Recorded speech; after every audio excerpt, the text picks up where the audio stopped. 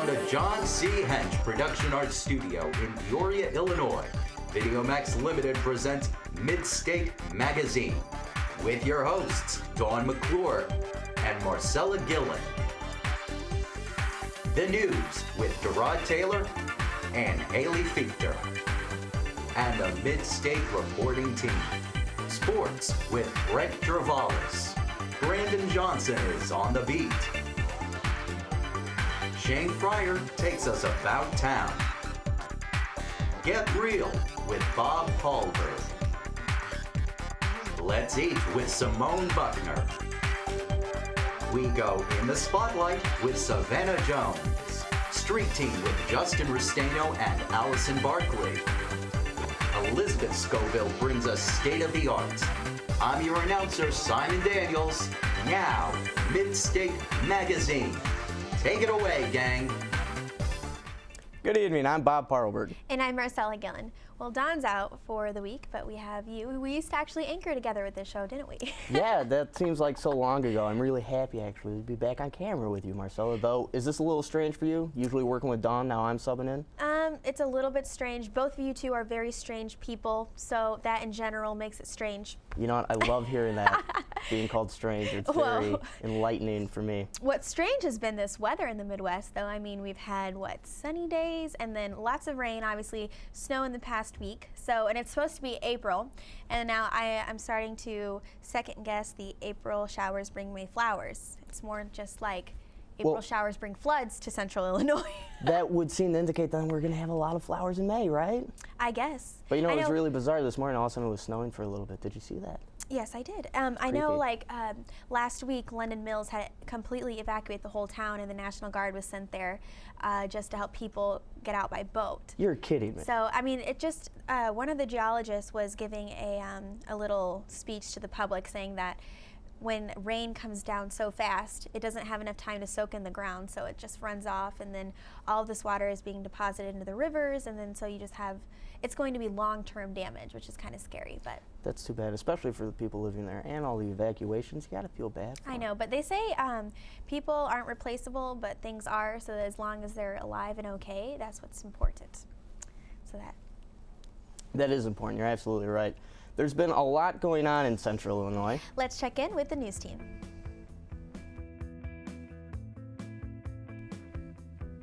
Good evening, I'm Spencer Shelton. And I'm Haley Fichter. Now let's take a look at the news. Methodist Medical Center has received the new name of Unity Point Health Methodist. The new name and logo are the result of Methodist affiliation with Iowa Health Systems, a Des Moines-based network of 29 hospitals in both Iowa and Illinois, which has also changed its name to Unity Point Health. Additionally, Methodist Medical Group is now Unity Point Clinic. The clinic offers services in family medicine, internal medicine, pediatrics, and other specialty services. The goal of Unity Point Health is to provide care that is coordinated among the doctor's office, hospital, and home of the patient. Magic is starting to make its appearance in the Peoria area. Gerard Taylor has the story. There are plenty exciting things happening all over the Peoria area, but one in particular person, Carl Trigilio, is bringing a little magic into the city. Whether he's performing at a local restaurant or just walking around Bradley University's campus, Carl, a 20-year-old college junior and professional magician, is always more than happy to show off his tricks. One of the beautiful things about magic is performing for someone and sharing something. Number one, sharing something that I love personally with someone else. Sharing a message through the outlet or through the vehicle of magic, and finally seeing someone else amazed by something. Born and raised in the sunny hills of Southern California, Carl developed a passion for performing magic at a young age. When I was about 8 years old, that's when I first picked up my new hobby as a little magician, and my mom actually got me a bunch of stuff, VHS tapes and props and coins, and that's when I first started doing it.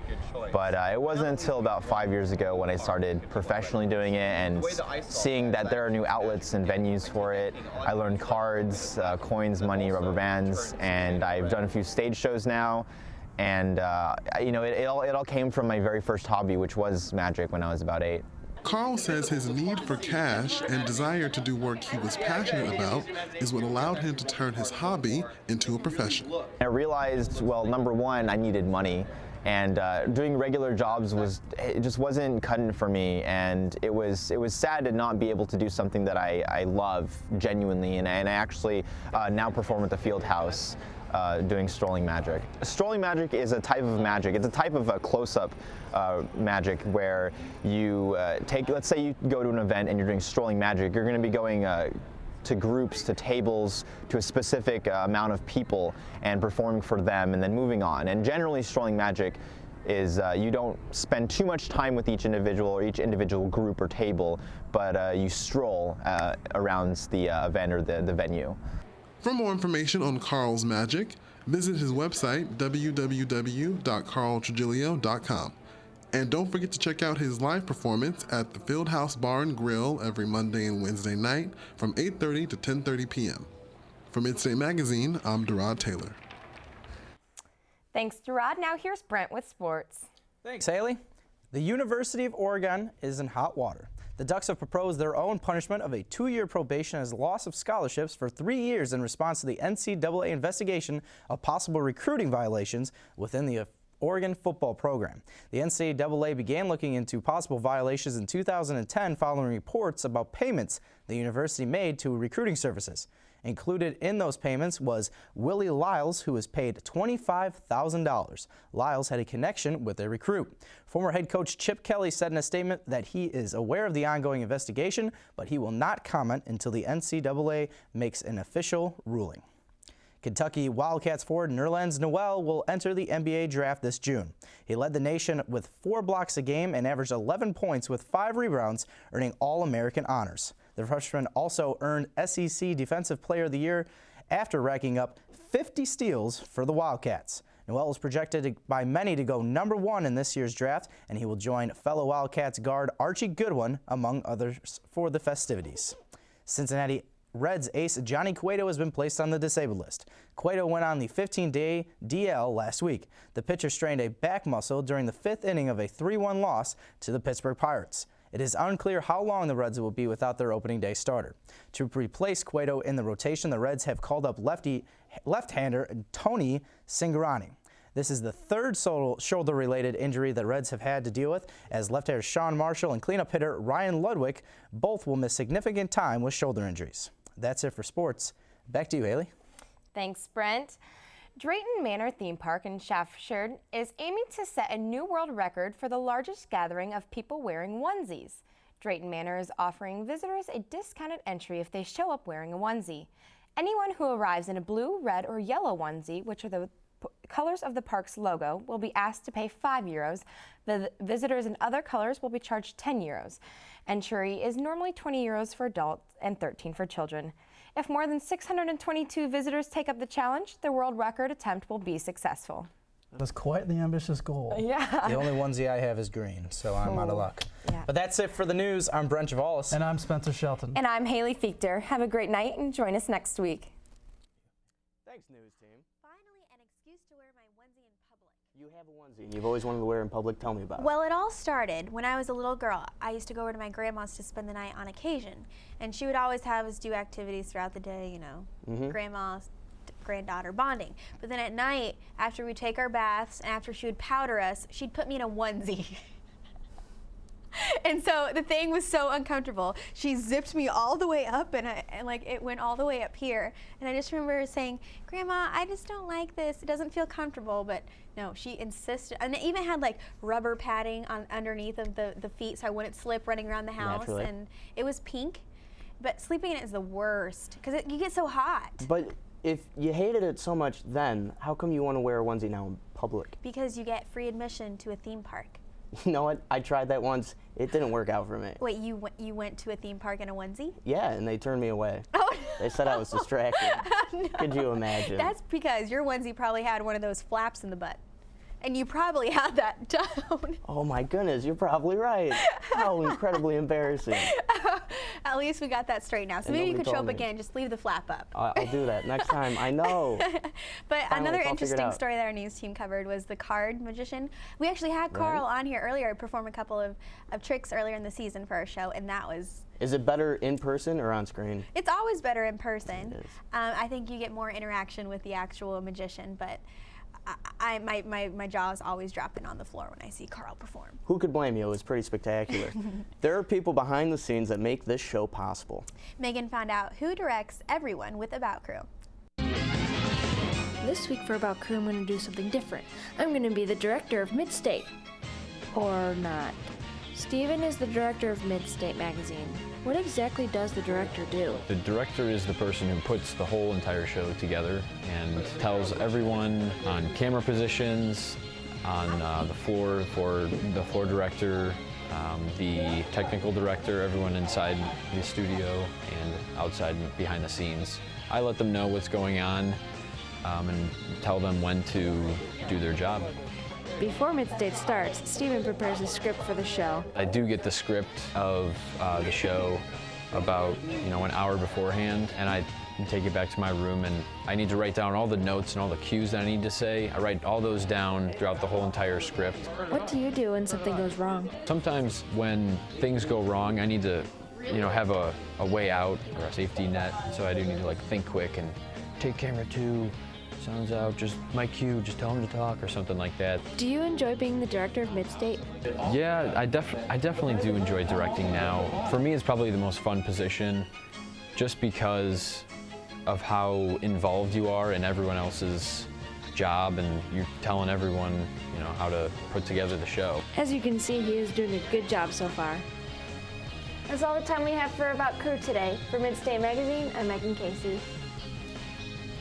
Thanks, Megan. It's always great to see everyone do their part in putting a show like this together. And I think another interesting thing is they're not always tied down to one's position. Like you and I have been anchors before on this show, and now we learn about another aspect and how to host this show. So yeah, currently now I'm Get Real, and then I subbed in for Dawn right now hosting.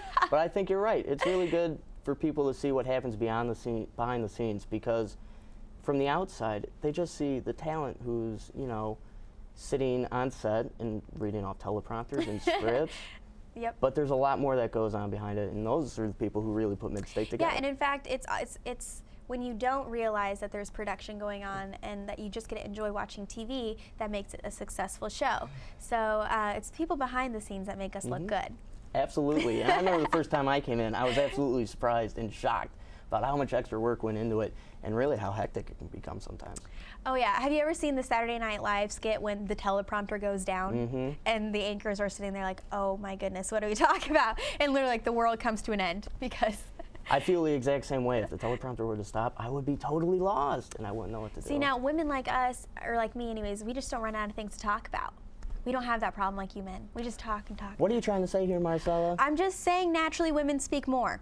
It wouldn't be a problem if the teleprompter went out. There's always a new movie to check out. Let's find out with the host and Get Real. Hey there, I'm Bob Parlberg, and this is Get Real. We've all seen movies about hostile alien takeovers, but how about a peaceful alien takeover that actually remodels the Earth, making it a better place than it was in the hands of humans? Now there's something to think about. This week we take a look at The Host.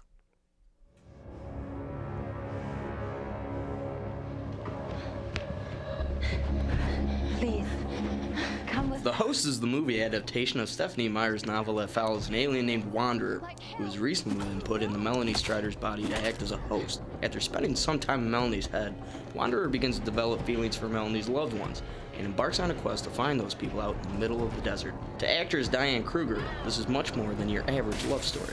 All the characters are very complex, even Melanie, Wanda, that's such an unusual heroine in a movie, and The Seeker too. So I found that this is not just a romance, a teenage romance movie, but so much more. What side will you die? do it. I'd rather die.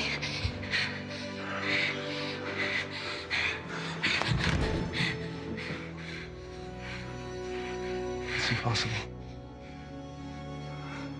You're human.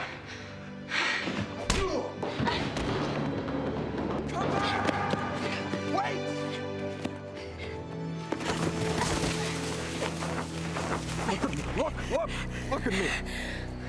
I'm human. Just like you. The Host is definitely not your typical alien movie or romance. Two minds sharing one body, it can only get interesting. I give The Host 3 out of 5 stars. That's all for Get Real this week. I'm Bob Parlberg, and I've seen it, so I mean it. Well, very nice job, Bob. Thanks, Marcella. Listen, I was wondering, Yes. I've always kind of wanted to ask this question. How is the movie as a date? Meaning, for a guy to ask a girl out, is the movie enticing for another girl? It isn't it. Okay, by itself, I wouldn't recommend it, because what happens when you take a girl to a date is you don't really get to know her, especially if it's your first date, because you can't talk throughout the movie unless you want to be that annoying couple. And I don't think people appreciate the public displays of affection either. I mean, I will probably throw popcorn at a couple that I see trying to get all lovey-dovey in the theater. So I think if you want to pair it maybe with like dinner and a movie, I know as cliche as that sounds, it's worked before. So. See, that's the joy about taking a girl out to a movie. What, we don't get to pay? That's the hard part about taking a girl Not out to a always. movie. I mean, No. I offer to pay, you know. Well, how sweet of you. That probably makes you 1 in a million, but anyway. The movie, it's great because as that's going on, you don't have to worry about conversation. Guys constantly, you know, got a whole conversation dynamic playing out in their head, and they don't have to worry about screwing up. How are we supposed to fall for your personality if you don't talk to us? Really, it's kind of hoping that paying for a movie is just going to be. So you're trying good to thing. eliminate the awkward factor of a first date by taking a girl to a movie. So you're trying to play it safe. It's good to be cautious every once in a while. You gotta be spontaneous, Bob. Come on. Be spontaneous. And now we have to go to our next segment. Okay, and if Peoria you has say so. something for everyone to check out. Let's see what Shane for us with About Town.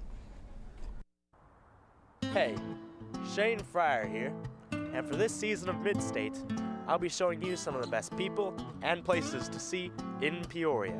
So follow me as your host for About Town.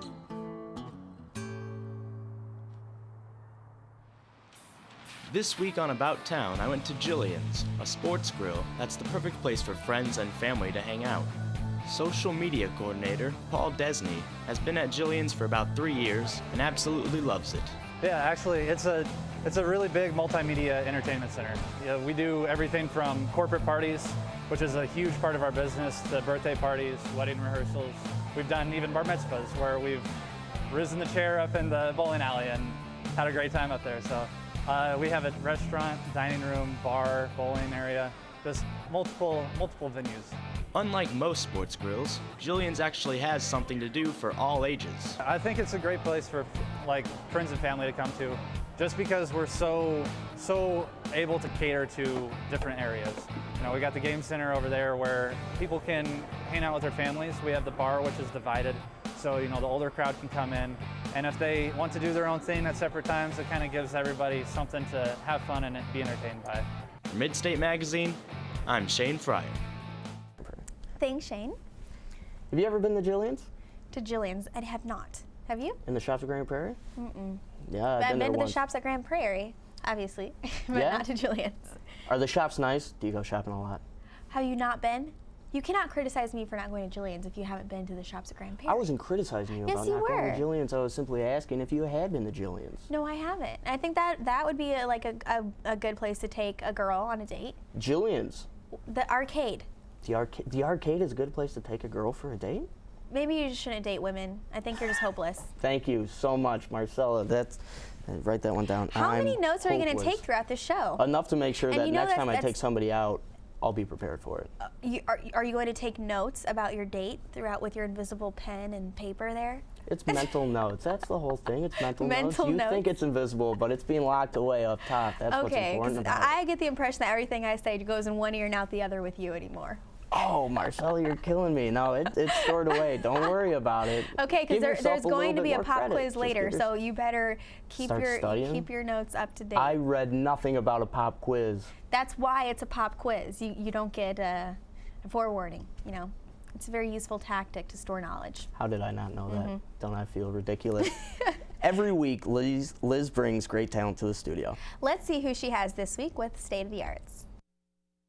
Hello, welcome to State of the Arts. I'm your host, Elizabeth Scoville. Today on the show, I have Carrie Ricky. Carrie is part of the duet Mike and Carrie, which performs locally and is known for their catchy covers of music both new and old. Hi, how are you doing? Hi, I'm good. Glad to have you here. Thank you. No, you tell me first. What would you? I was just gonna ask, like, how many times have you interviewed me now? It's been a long I don't time. know. For our viewers out there who don't know, I've had Mike and Carrie on this show several times during my time here, and they have had something new and awesome every time. But this is the first time that Carrie's been here by herself. Mike's watching your child today? Like watching the little one. I decided to leave him at home, and then I'll do a song all by myself. Well, that's exciting. I'm excited to see what you have to bring. Can you tell me a little bit about your history with music as well as the history of the Mike and Carrie duet? Oh yeah, history of music is, I've been singing ever since I was little, but not professionally. I only started that basically when I moved to Los Angeles, and probably, I would say, like 5 or 6 years after college even. So it was definitely a late blooming of the music scene for me. But then once you decide what you really want to do and you find it, you stick with it and you go with it. So. And then you ran into Mike. I did. I ran into Mike at a bar. No, I'm just kidding. And he was somebody back here once I came back from Los Angeles that was going to do music, and so was I. So we decided to hook up and work on some acoustic covers, and it's just grown into this empire. So wonderful. I'm glad to see you two are working out, and I've heard great things about your music as well as what I've already seen. But today it's just you. So can you tell me what we've got going on today? Today I'm going to do a cover of Fun, We Are Young. Okay. And so, hope you like it. All right, well, whenever you're ready, go ahead and get started. Thanks.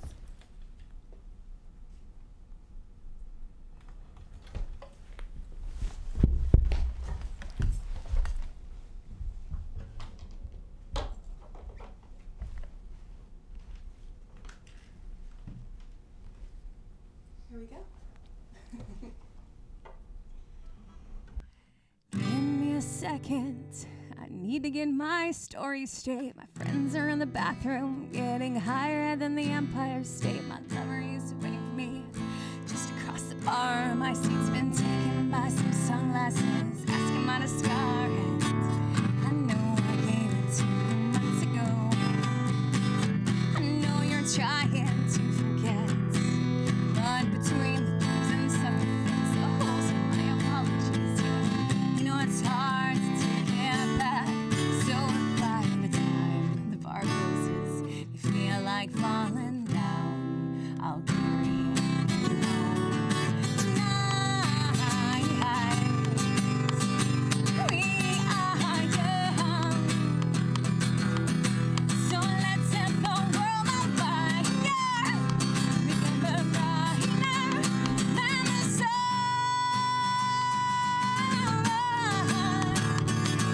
Tonight, we are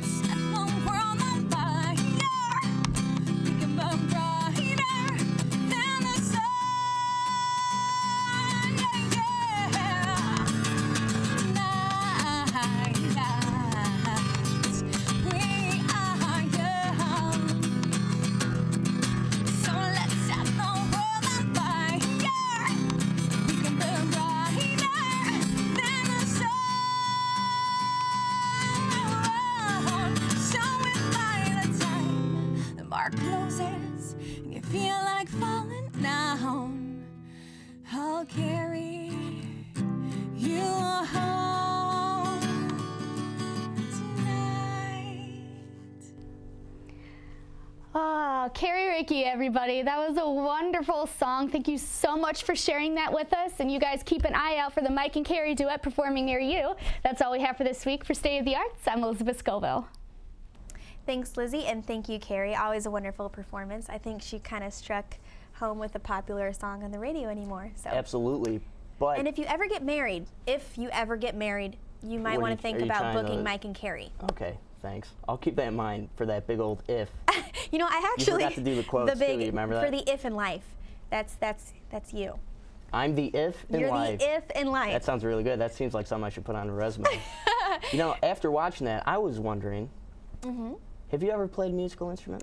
You know, what's really funny is, well, I went through this stage. And I think it's good that I even went through it, because in grade school we had music class, so we would have to be introduced to like different musical instruments throughout the year. And then I really got a niche for the guitar, so we learned like a few notes and we practiced a few simple songs. So that summer when I went to Mexico to visit some family that I have down there, I went to their market where they sell like homemade things and cheap stuff, and I bought a blue guitar just like Carrie's. It looked like it, reminded me of it. Really? And so I used to just like play that thing all the time. I'm sure it was terrible, but I even gave it a name. I loved my guitar so much. Where's your guitar now? I have no idea. I know that. You lost it? You got rid of your guitar that you love so much? I know, right? That you had named? It was called, almost like a pet, almost like a part of your life. It was called Luna. It meant moon in Spanish, because it was this beautiful. It That's was. Cute. I have great names for things I are dear to me. That you care about? I don't. I've never been good with naming things. You know, you should. I know I'm probably not supposed to talk about my cats, but I have the most interesting names for my cats. Like, we have two right now. One's called Gray Kitty and Orangey. Gray Kitty. Gray Kitty. You call a cat Kitty. He's gray. And he's gray. And then the other one's orange. You really do have a proficiency Okay, so when it comes I might to have naming let animals. a 5-year-old influence clever. me on what to name my cats. She really liked my cats. You know what? 5-year-olds really do carry that influence over adults, right? They boss around everything. Can't stop them. That's all the time we have for this week. For Midstate Magazine, I'm Bob Harlber. And I'm Marcella Gillen. Have a great night and join us next week.